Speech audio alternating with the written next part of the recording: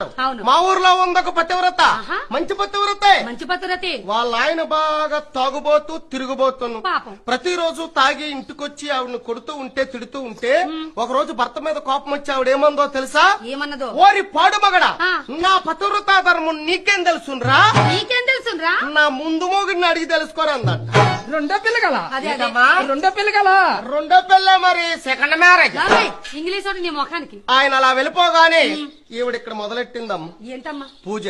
ఆ? పూజ ఆహా, పతిరథ కదా, ఆ. పూజ చేసుకోవాలి మరి. పూజ చేస్తాను. ఆవిడ పూజ చేస్తుంటే దేవుళ్ళు వచ్చేస్తాను రమ్మ.